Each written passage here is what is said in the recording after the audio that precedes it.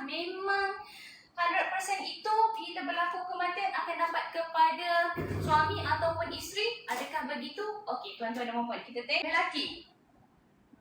Dia ada rumah bersama isteri dia. Dia meninggal dunia. Dan dia ada isteri yang dia letak satu nama bersama di dalam rumah ini, dan dia ada ibu, dia ada bapa serta anak lelaki seorang sahaja.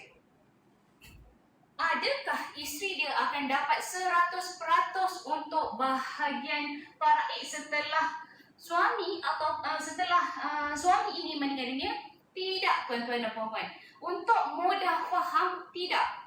Dia tidak akan dapat 100% kepada isteri ini. Walaupun ni 50% dah kepada isteri, nanti meninggal dunia dapat kepada suami, tidak. Ataupun sebaliknya, 50% rumah itu nama isteri, bila isteri meninggal dunia dia akan jatuh kepada suami.